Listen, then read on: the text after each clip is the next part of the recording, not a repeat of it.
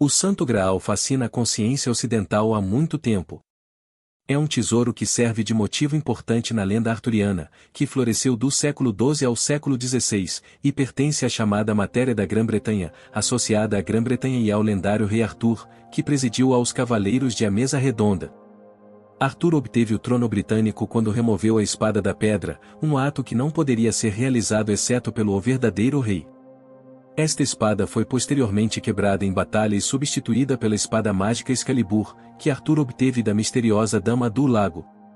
Este foi um dos 3 grandes ciclos de histórias ocidentais da literatura medieval, juntamente com a Matéria de França, relativa às lendas do imperador Carlos Magno, e a Matéria de Roma, inspirada na mitologia clássica. As origens da lenda do Graal são incertas, mas a maioria dos estudiosos as atribui aos mitos celtas e galeses, à lenda cristã em torno da Eucaristia, à tradição oriental ou a uma combinação destes e de outras fontes. O simbolismo das histórias do Graal provém das fontes mais divergentes: redenção religiosa, contos de fadas, sonhos, alquimia e cerimônias. O Graal é um objeto misterioso guardado por um rei em um castelo escondido. É descrito como um copo, prato ou pedra mágica que pode fornecer poderes de cura, imortalidade, juventude eterna e nutrição ilimitada. Este último pode ter sido inspirado em um dos 4 tesouros dos Tuatha Dé Danann, o povo da deusa Danu, na mitologia celta. É o caldeirão da abundância de propriedade do deus druida celta Dagda. Poderia alimentar um exército inteiro sem ficar vazio, e todos de bom caráter poderiam comer até se fartar desse caldeirão mágico, que se dizia não ter fundo e do qual ninguém saía insatisfeito. A etimologia da palavra Graal é incerta. Costuma-se dizer que deriva do antigo Graal francês. Este, por sua vez, vem do latim gradalis, xícara ou travessa. A palavra gradale significa o em etapas, ou daí a palavra gradual. Além disso, isso foi emprestado do antigo grego crater, um recipiente usado para misturar vinho com água.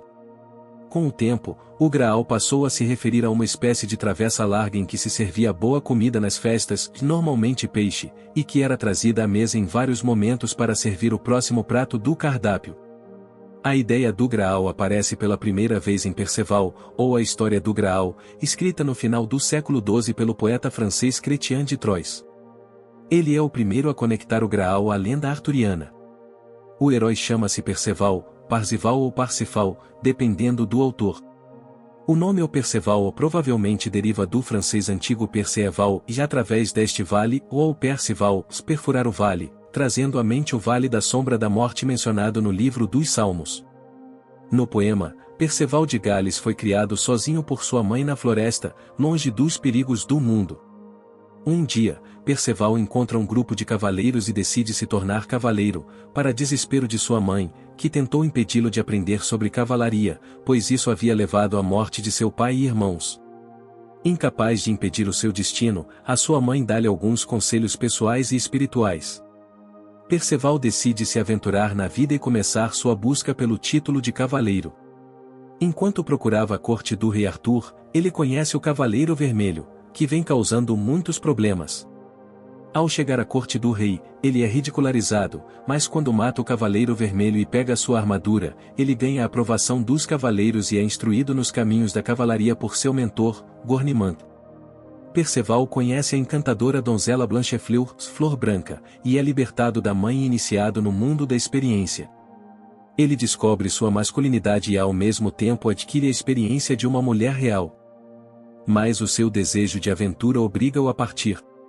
Ele se depara com um homem pescando em um barco em um rio, conhecido como o Rei Pescador, que tem a tarefa de guardar o Graal, mas um ferimento nas coxas o deixa coxo e impotente, e seu reino é estéril. Ele mal consegue andar, então passa o tempo pescando enquanto espera por um escolhido ou que possa curá-lo. Ele convida Perceval para ficar em seu castelo, que de repente aparece diante de seus olhos.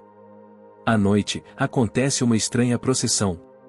Vários objetos magníficos são transportados de uma câmara para outra. Uma lança branca de cuja ponta pingava sangue. Depois vieram os candelabros de ouro, e depois um graal de ouro cravejado de pedras preciosas, que emite uma luz tão brilhante que o brilho das velas é ofuscado. Finalmente, uma bandeja de prata é mostrada. A cada prato da refeição, o Graal passa diante deles. Chrétien chama isso de Graal, e não de Graal, o que é uma distinção importante. Não havia concepção de um Graal singular e muito menos de ser identificado como um objeto sagrado. Também recebe a mesma importância que a lança.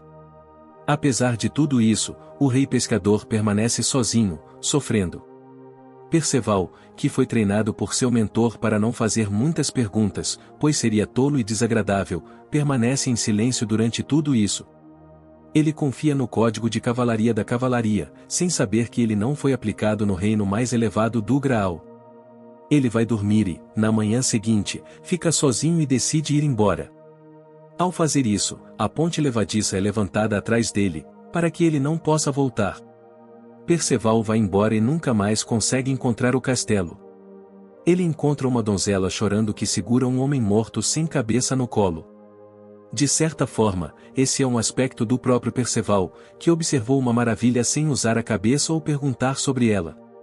A donzela o repreende porque ele não perguntou a quem servia o Graal, que teria curado o rei. As questões verdadeiramente transformadoras são aquelas que tememos não deveríamos perguntar. Ela também conta a Perceval que sua mãe morreu de tristeza, o que o perturba profundamente. Perceval retorna à corte do rei Arthur. Ele é recebido com alegria e uma festa acontece. No terceiro dia, porém, uma donzela repugnante e horrível de se ver, o repreende por não perguntar sobre o Graal e a lança. A história termina logo depois, continuando com o heróico cavaleiro Gawain, o companheiro mais próximo do rei Arthur, que é o exemplo do código de cavalaria. Em uma breve passagem posterior, fala-se brevemente de Perceval novamente, e descobrimos que ele se tornou um homem perdido e quebrado. Depois de embarcar em muitas aventuras e derrotar muitos cavaleiros, ele é incapaz de encontrar qualquer significado ou valor na cavalaria. Ele encontra um eremita em um lugar sagrado e cai de joelhos, chorando. Ele confessa que durante 5 anos não sabia o que estava fazendo e não tinha um único pensamento em Deus. Ele estava tão cansado que realmente desejou ter morrido. O eremita conta a Perceval que a morte de sua mãe causou esse ferimento, que o atormenta inconscientemente. O problema não é que ele abandonou a mãe, mas sim que não se preocupou com ela e não seguiu seus conselhos espirituais. Como tal, ele não pôde perguntar sobre a lança ou o Graal. Portanto, a morte física dela resulta na morte espiritual dele. Quando a alma está morta, então Deus também está morto, pois é somente no recipiente da alma que a atividade de Deus se torna perceptível para nós. O santo catequiza o ingênuo Perceval, que acaba seguindo o caminho espiritual. Ao lutar consigo mesmo, ele chega a uma compreensão de si mesmo. Perceval descobre que o eremita é seu tio e que o rei pescador é seu primo, se em outras versões, ele é seu tio. Ele também descobre que o Graal não continha peixes, mas sim uma única hóstia que milagrosamente sustenta e aquece a vida do pai do rei pescador, que é tão espiritual que não precisa de nada mais do que esta hóstia para viver. O eremita diz-lhe para ficar com ele, fazer penitência, jejuar e rezar, pois é sexta-feira santa. Assim, Perceval soube que Deus foi crucificado e ressuscitou ao terceiro dia, no domingo de Páscoa. Ele recebeu a comunhão com um coração puro. E aqui a história não diz mais nada sobre Perceval. Este pode ter sido o próprio Graal, que ele encontrou dentro de si, através da catequese, do jejum, da oração e da comunhão. Assim, ele alcança teusis ou união com Deus. Seria enganoso, porém, não mencionar que Perceval passou por muitas aventuras equivocadas, fez caminhos errados na floresta e não fez as perguntas certas. Todas essas aventuras são exploradas e recebem seu verdadeiro lugar. Como todos sabemos, a jornada não é uma linha reta. Vários poetas diferentes que consideraram o poema incompleto criaram uma série de continuações. Depois de muito tempo vagando, Perceval revisita o escondido castelo do Graal e faz ao rei pescador a última pergunta: e a quem servir com o Graal? Imediatamente, o rei foi curado de sua doença e a paz e a felicidade reinaram sobre a terra. Com isso, o rei pescador parte do mundo e deixa Perceval para trás como o guardião do Graal. Mas antes de partir, ele conta a Perceval sobre Cristo e lhe dá palavras secretas, das quais o autor enfatiza que ele não pode e não ousa falar. O romance galês Peredur, filho de Efrave, é semelhante à versão de Chrétien, embora contenha muitos elementos celtas. O mais surpreendente, porém, é que não existe nenhum Graal, em vez disso, o herói é presenteado com uma bandeja de prata contendo a cabeça decepada de seu parente, que deve ser vingado. O cavaleiro poeta Wolfram von Eschenbach, considerado um dos maiores poetas da literatura medieval alemã, escreveu o poema Parzival no início do século XIII, que dá continuidade à busca física e espiritual do Graal. Esta versão é a mais esotérica e espiritual de todas. Wolfram declara que o Graal surgiu astrologicamente, pelo astrônomo pagão Flegetanis, que descobriu o mistério oculto nas constelações e depois o registrou por escrito. Toda a natureza humana é determinada pela jornada das estrelas. Curiosamente, aqui o Graal é descrito como uma pedra que caiu do céu, deixada para trás na terra e guardada pelos anjos neutros que não ficaram nem do lado de Satanás nem de Deus, durante a guerra no céu. São, portanto, aqueles anjos que se opuseram à separação dos opostos do bem e do mal, e procuraram manter um estado de equilíbrio, a fim de manter a unidade original da imagem de Deus, que agora zelam pelo Graal. O Graal recebe seu poder por meio de uma hóstia trazida do céu por uma pomba, seu Espírito Santo, toda Sexta-feira Santa. Foi também nessa época que se difundiu a doutrina da transubstanciação, na qual o pão e o vinho são transformados no corpo e no sangue de Cristo durante a comunhão. O Graal de Wolfram tem fortes ligações com o Lapis Philosophorum, a pedra filosofal, ou na alquimia, que também contém uma unidade claro-escuro, identificada com o deus romano Mercúrio. Esta é a pedra por cujo poder a fênix renasce das cinzas. Ele contém o poder de transformar a morte em vida. Uma característica bem conhecida do lápis lazuli é que ele não tem valor, geralmente jogado no monturo ou pisado na rua. É desprezado pelos tolos e apreciado pelos sábios. Na sujeira, ele será encontrado. Uma das fundadoras da alquimia, Maria Profetissa, que viveu por volta de 200 ou 300 depois de Cristo, afirmou que todo o segredo está em conhecer o vaso hermético. Assim, a ideia de um vaso que contém o segredo de toda a existência é uma imagem primordial, que remonta aos tempos mais remotos e pode, portanto, ser chamada de concepção arquetípica. Nesta versão, Parzival veste a armadura do Cavaleiro Vermelho e luta contra seu meio-irmão preto e branco Feirefis. Então Feirefis percebe: éramos todos um. Você lutou aqui contra si mesmo, contra mim mesmo, entrei em combate aqui e teria me matado de bom grado, você não pôde deixar de me defender lutando comigo. Sua força nos ajudou a evitar nossas mortes. A luta transformadora entre os dois, que são um, traz à mente os estágios alquímicos, o nigredo, negritude, o albedo, brancura, e o rubedo, vermelhidão. A combinação e unidade destas etapas conclui a grande obra e a obtenção da pedra filosofal. O Graal tornou-se verdadeiramente sagrado na obra do autor francês Robert de Boron, a partir do qual o mundo secular da cavalaria foi ligado ao mundo espiritual da religião. A ênfase mudou dos personagens e suas aventuras e passou para o próprio objeto do Graal. Seu trabalho mais notável é sua trilogia, José de Arimateia, Merlin e Perceval. Em José de Arimateia, composto no final do século XII, de Boron conta a história de José de Arimateia, o homem que desceu da cruz o corpo de Cristo. O Graal é descrito como um simples copo ou tigela de madeira que Jesus usou na última ceia com seus discípulos, para iniciar a primeira comunhão. Jesus disse aos seus discípulos para se lembrarem dele partilhando o pão e o vinho, o seu corpo e o seu sangue.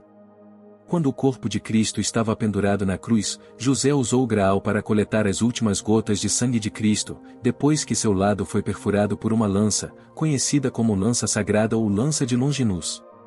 José pega o corpo de Cristo, envolve-o num pano fino e coloca-o num sarcófago, que depois esconde, para que ninguém possa roubar o corpo. Depois que as pessoas percebem isso, ele é jogado em uma masmorra. Aqui, ele é visitado pelo próprio Cristo que lhe entrega o vaso contendo seu sangue, que contém os três poderes que são um, o Pai, o Filho e o Espírito Santo. Cristo ensina a José palavras secretas que não podem ser repetidas, e o navio o mantém em vida durante os 42 anos que ele ainda terá que permanecer no cativeiro. Uma lenda posterior conta que José viajou para o Ocidente, para Glastonbury, Inglaterra, que está ligada à mística ilha de Avalon na lenda arturiana, trazendo consigo o vaso contendo o sangue de Cristo, que supostamente estava escondido no fundo do cálice. Bem, O alto teor de ferro da água faz com que ela pareça vermelha, como sangue. Para as pessoas da Idade Média, não seria necessário muito esforço de imaginação para conectá-lo ao sangue de Cristo. Acredita-se que este local seja um lugar misterioso e liminar, onde o mundo espiritual encontra o mundo material, e se tornou um ponto de acesso para movimentos espirituais da nova era, cujos seguidores acreditam que o Graal permanece escondido ali, ainda para ser encontrado. Por outro lado, muitos afirmam já possuir o Graal original que Jesus usou na última ceia. Mais popularmente, a taça de ágata conhecida como Santo Cálice ou Cálice Sagrado do século I DC, preservada na Catedral de Valência, e o prato de vidro verde denominado Sacro Catino ou Bacia Sagrada do século IX ou X, guardado na Catedral de Gênova. O Graal contém sangue, e o nosso coração também. É o coração puro que é iluminado pelas influências do alto. E o coração se torna puro através da piedade. Ninguém é perfeito, nem devemos esforçar-nos para o ser, mas o Graal distingue entre pessoas boas e pecadores, e os seus efeitos benéficos são concedidos aos primeiros. Devemos, então, fazer o nosso melhor para nos afastarmos do pecado, de errarmos o alvo. Pecar é andar no caminho que é largo e leva à destruição, pelo qual muitos entram. Mas a porta para a salvação é estreita e poucos entram por ela. A pessoa pura não tem peso como uma pena e pode caminhar pela ponte sagrada e de construção leve. Aqueles que cruzarem a ponte experimentarão o verdadeiro, o bom e o belo. A menos que os nossos corações sejam puros e iluminados, ficaremos aleijados, tal como o rei pescador, e viveremos numa terra devastada, tanto por dentro como por fora. O tema da Wasteland é retomado pelo poeta britânico T. S. Eliot, no seu poema homônimo, amplamente considerado o maior poema do século XX. Perto do final de seu poema, uma misteriosa figura do rei pescador afirma: "Sentei-me na costa pescando, com a planície árida atrás de mim, devo pelo menos colocar minhas terras em ordem?" Nunca iremos consertar a desolação ao nosso redor, se não consertarmos a desolação dentro de nós. Estamos sempre preocupados com o mundo, mas nem sequer colocamos ordem em nossas próprias terras. Num antigo conto irlandês, o vaso de cristal de Badur tinha a peculiaridade de que quando alguém pronunciava 3 palavras mentirosas ele se dividia em 3 partes, e quando alguém pronunciava 3 palavras verdadeiras as peças se juntavam novamente. Através da desintegração, o recipiente indicou que uma mentira estava a ser contada e, através da unificação, deu testemunho da verdade, como forma de ilustrar como a nossa alma é igualmente afetada pelas nossas palavras. Quem mente engana a si mesmo e se desintegra no processo, enquanto quem diz a verdade cura sua alma e a cura. A alma que representa o princípio da vida é aquele vaso maravilhoso que é o objetivo da busca, cujo segredo final nunca pode ser revelado, mas deve permanecer sempre oculto porque a sua essência é um mistério. Os autores subsequentes usaram o Graal como símbolo da graça divina, e um novo herói é introduzido no que é conhecido como ciclo da Vulgata ou ciclo Lancelot-Graal. Galahad, filho de Sir Lancelot, é o maior e mais sagrado cavaleiro do mundo, destinado a alcançar o Santo Graal. Merlin, o mágico, profetizou, antes do nascimento de Galahad, que teria sucesso na sua busca pelo Santo Graal. Sir Galahad está associado a um escudo branco contendo uma cruz vermelha, o mesmo emblema dado aos Cavaleiros Templários. A Morte de Arthur, de Thomas Malory, foi publicada no século XV e é talvez a obra mais conhecida da literatura arturiana. Todos os maiores cavaleiros tentam desembainhar a espada na pedra, mas apenas Galahad consegue desembainhá-la, então ele se torna um cavaleiro da Távola Redonda. Uma mulher então aparece para dizer ao rei Arthur e aos cavaleiros que o Santo Graal aparecerá para eles naquela noite. Na verdade, naquela mesma noite, ele aparece aos cavaleiros e irradia uma doce fragrância. Embora esteja escondido por um pano, sua presença luminosa faz com que todos pareçam mais fortes e mais jovens. Então, ele desaparece. A história acompanha as aventuras de vários cavaleiros na busca pelo Santo Graal, mas a maioria deles fracassa, por causa de seu caráter secular, que os prende aos assuntos mundanos. Galahad é acompanhado por outros 2 cavaleiros, Perceval e Bors, o jovem, que embarcam em um navio místico, que zarpa sozinho para uma ilha. É Galahad, o herói principal, quem finalmente alcança o Graal. Por causa de sua piedade e pureza, os outros 2 cavaleiros também testemunham o Graal, mas ficam cegos pela luz que o rodeia. Eles ainda não cumpriram a sua tarefa espiritual e não há atalho para a iluminação. É preciso ter cuidado com a sabedoria imerecida. Galahad morre, sobe ao céu e retorna para Deus. Perceval desiste de seu título de cavaleiro e se torna monge, enquanto Bors retorna sozinho a Camelot para contar sua história. Estes 3 cavaleiros da Távola Redonda procuravam algo que todos temos em comum, aquilo que torna a vida mais significativa, e ao qual dedicariam o resto das suas vidas, a fim de alcançarem a realização espiritual. No entanto, nem todos conseguem testemunhar esse mistério, pois sua luz brilhante é pura demais para ser testemunhada por uma pessoa. Ninguém pode ver a face de Deus e viver. Desde então, nunca houve nenhum cavaleiro capaz de obter o Santo Graal. Pois a profecia foi cumprida e o Santo Graal foi levado para o céu. Ocorreu uma mudança ontológica fundamental na história humana, algo a que costumávamos ter acesso, já não se torna acessível. Perdemos contato com o mistério. A busca do Graal é uma ideia de uma natureza tão arquetípica e, consequentemente, universalmente humana, que é interessante ver precisamente como a fantasia dos diferentes autores reagiu ao mesmo material graças a este esforço conjunto. Diferentes aspectos do material são iluminados e é possível uma compreensão mais profunda e abrangente do que se o poema tivesse permanecido obra de um único autor. Esta busca fascina a psique ocidental há tanto tempo que o fato quase se tornou indistinguível da ficção. Embora a história provavelmente não seja histórica, ela expressa uma verdade humana tão fundamental que continua reaparecendo. A lenda do Graal contém muitas características encontradas em mitos e contos de fadas, que são padrões perenes e atemporais que expressam preocupações fundamentais da condição humana. A história do jovem Perceval pertence ao tema mundial do conto de fadas do Simplório, em que o irmão mais novo ou mais tolo ganha o tesouro difícil de alcançar. O homem que nada tem recebe tudo, o que geralmente é resultado de sua contínua pureza, humildade e piedade. Perceval é o jovem tolo cuja tarefa de alcançar o Santo Graal se transforma numa busca religiosa mística, que inevitavelmente aborda o problema existencial, psicológico e religioso do homem moderno. Em seu livro Tu És Isso, o autor americano Joseph Campbell afirma que o Santo Graal resume o verdadeiro espírito do homem ocidental. É o mito da civilização ocidental. Quando o Graal apareceu aos cavaleiros, todos ficaram exaltados. Gawain levantou-se e sugeriu um voto. Proponho, disse ele, que todos partamos agora em busca de contemplar o Graal revelado. E foi assim que eles concordaram. No entanto, eles pensaram que seria uma vergonha sair em grupo.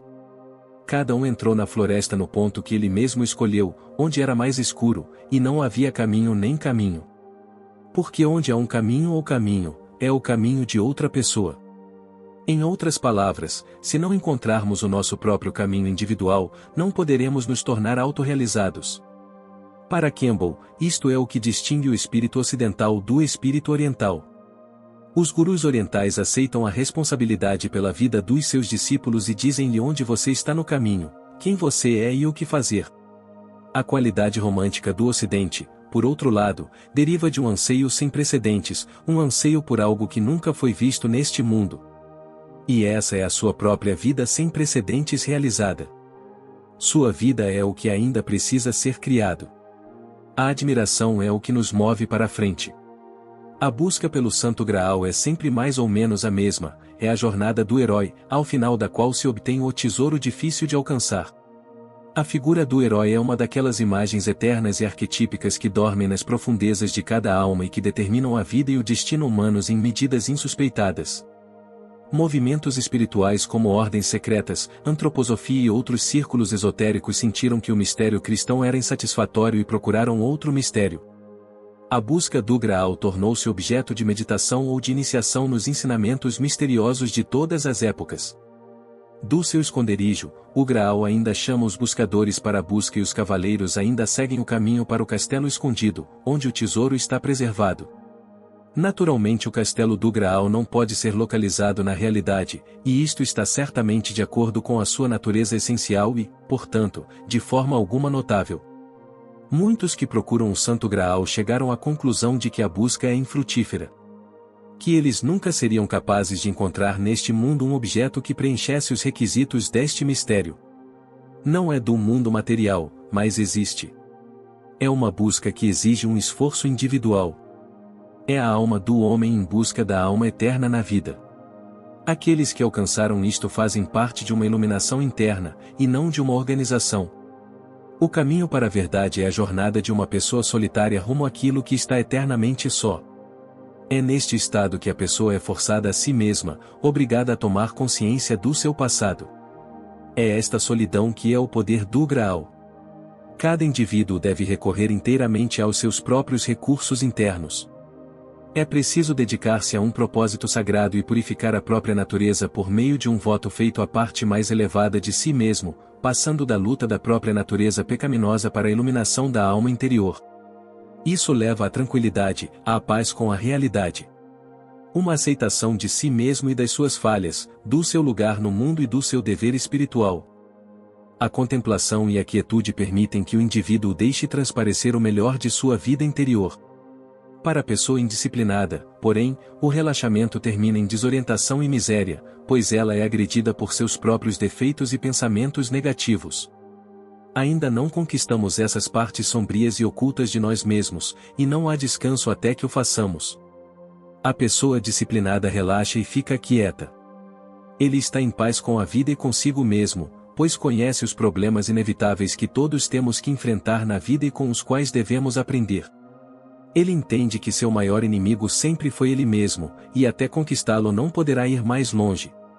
Até que o faça, ele se verá como vítima das provações e tribulações da vida, o que aumenta o fardo do seu próprio inconsciente. O Santo Graal é um símbolo do eu, a totalidade psíquica e a totalidade última do ser humano. É a força vital que nos impulsiona em direção à individuação, o processo de trazer à consciência os conteúdos inconscientes de alguém. Se não estivermos tentando nos tornar completos, estaremos afastados da verdadeira fonte do nosso ser e nos sentiremos vazios. Encontrar o Graal não transmite conhecimento direto, mas antes nos dá uma prontidão emocional para receber uma experiência luminosa do nosso centro interior. A história do Graal é em si uma projeção do eu como um centro interior, não realizado e inacessível para a maioria. É o guia interior que é a voz de Deus, a disposição oculta para a totalidade que dorme nas profundezas do inconsciente de cada pessoa. As conexões entre a lenda do Graal e a alquimia são tão abundantes e profundas que pode-se perguntar por que Carl Jung não as incluiu em suas pesquisas sobre a psicologia da alquimia. A razão foi que ele prometeu nunca falar ou escrever sobre o Graal, já que sua esposa, Emma Jung, passou 30 anos de sua vida pesquisando o assunto. No entanto, ela morreu antes que pudesse terminar e publicar seu trabalho, e Jung pediu a Marie-Louise von Franz, uma de suas maiores alunas, que completasse o esforço de sua esposa ao longo da vida, finalmente publicado como A Lenda do Graal. Psicologicamente, a história do Graal é de grande interesse, pois é ao mesmo tempo um conto de fadas, a expressão mais pura e simples dos processos psíquicos do inconsciente coletivo, entrelaçado com uma lenda cristã. Esta mistura notável dá às histórias do Graal o seu caráter peculiar, pois através destas histórias o conto de fadas o eterno entra, por assim dizer, no reino do Aeon cristão, e reflete assim não só os problemas humanos fundamentais, mas também os dramáticos eventos psíquicos que formam o pano de fundo da cultura cristã. O problema do cristianismo reside no lado masculino e leve unilateral de Deus encarnado em Cristo, que criou um afastamento dos opostos das questões espirituais e das questões mundanas, escolhendo a santidade em vez da humanidade. Isto teve que ser complementado por um lado feminino e sombrio para representar a paradoxal totalidade do ser. O sagrado deve ser complementado com a vida cotidiana, o espiritual com o material. O problema dos opostos e a incapacidade de reconhecer e integrar a sombra, tudo o que está dentro de nós e que não conhecemos, foram responsáveis pela doença do rei pescador, que representava a atitude dominante ou inconsciente coletivo. Assim, ele teve que morrer ou ser restaurado e redimido antes que a terra pudesse voltar a ser fértil. É como se o aspecto sombrio da divindade tivesse atacado o rei a fim de despertá-lo para uma atitude religiosa mais consciente. Se houver alguma unilateralidade em um par, é provável que haja uma conversão ou mudança para o outro. Esta é a lei psicológica fundamental da enantiodromia.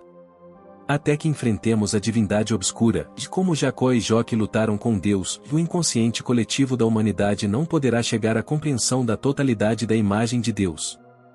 Emma Jung e von Franz escrevem: os símbolos naturais da totalidade psíquica, ou o eu, não coincidem totalmente empiricamente com a figura tradicional de Cristo, uma vez que a sombra está faltando nesta última ou então aparece dividida na figura contrastante do anticristo.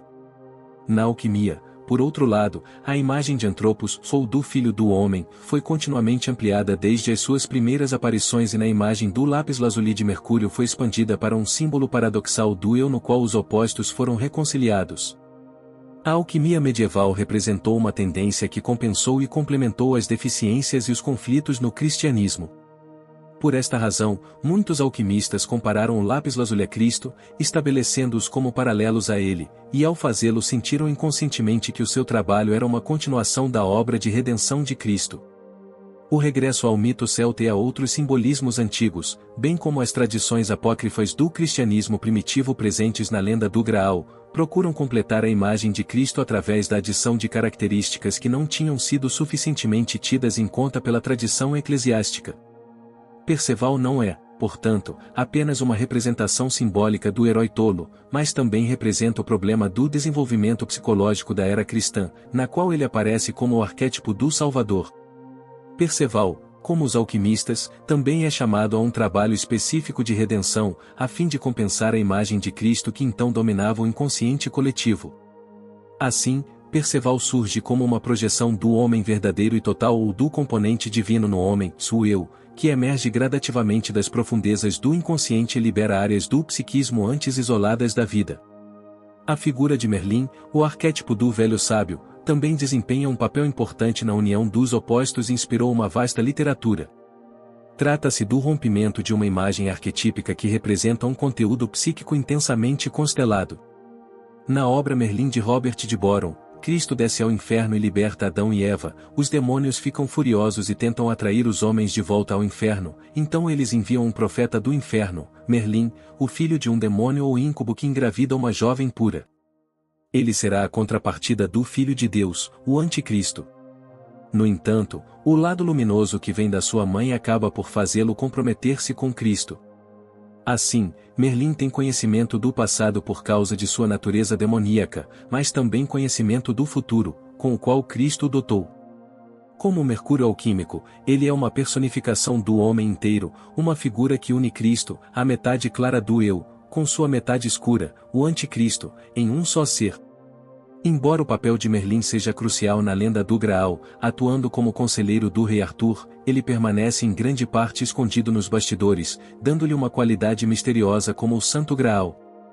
Como o Anticristo, Merlin simboliza o deus absconditus, o deus oculto, e, como tal, o elemento sombrio que completaria a Trindade, expandindo-a em uma quaternidade, cumprindo assim o ditado de Maria profetissa, e do terceiro vem aquele como o quarto. Na história, há um dragão vermelho e um dragão branco que lutam por baixo do reino, relacionado ao problema dos opostos, que é inconsciente, um problema que as pessoas da época desconheciam, mas que mesmo assim sentiam. Na alquimia, porém, esses opostos deveriam estar unidos, pois o vermelho e o branco são as cores do rei e da rainha, do sol e da lua, que se unem no casamento químico. Está, portanto, separado algo que na natureza deveria estar unido, e é Merlin quem aponta isso. No entanto, como é retratado em Vita Merlinis, A Vida de Merlin, de Geoffrey de Monmouth, o mago se retira para a floresta, longe da sociedade, porque enlouqueceu.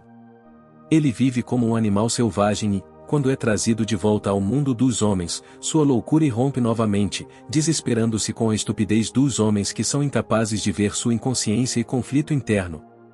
Então, ele permanece na floresta. Sua irmã constrói para ele uma casa com 70 janelas na floresta, onde ele pode se dedicar às observações astronômicas nos invernos frios, explorando as estrelas e cantando sobre acontecimentos futuros. Em Perceval, parte final da trilogia de Boron, é Merlin quem tenta conduzir Perceval a uma nova totalidade e afirma que é ele o misterioso instigador da busca de Perceval. Merlin é o mistério do Graal. Eventualmente, ele se despede de Perceval, porque é a vontade de Deus que, doravante, ele não apareça mais diante dos homens. A reclusão de Merlin retrata um mistério do indivíduo que não pode ser realizado coletivamente, mas que, apontando o caminho e trazendo iluminação, vem de tempos em tempos em auxílio de outros indivíduos solitários. Com o desaparecimento final de Merlin, a lenda do Graal chega ao fim. O Graal representa a realização das mais elevadas potencialidades espirituais da consciência humana, o que confere ao mundo um significado simbólico e espiritual. Isso vem da própria natureza. A vida espiritual vem de viver uma vida natural, são os impulsos da natureza que dão autenticidade à vida, ao invés de algo sobrenatural que nos é imposto. Devemos, então, não apenas lutar para cima, para o eterno, e permanecer lá, mas trazer de volta o divino a este mundo temporal. Como acima, é abaixo. O reino dos céus está dentro. Às vezes, as coisas mais simples da vida são as mais espirituais por natureza. As ideias mais elevadas não devem distrair-nos das preocupações cotidianas da vida, mas ajudar-nos a enriquecer a nossa relação conosco próprios, com os outros e com o mundo. O Santo Graal, Merlin, a Pedra Filosofal e Cristo são expressões diferentes do princípio de individuação disponível dentro de cada pessoa, que naturalmente busca a totalidade do eu, por meio da qual os opostos são reconciliados e unidos. É bom vencer, também é bom perder. É bom ser feliz, também é bom ser infeliz. É bom ter, também é bom não ter. A guerra interior dos opostos converte-se no milagre do paradoxo que sustenta a vida humana. É a busca, e não o Santo Graal, que traz o dom da iluminação suprema. No final, o que importa é a jornada e não o fim.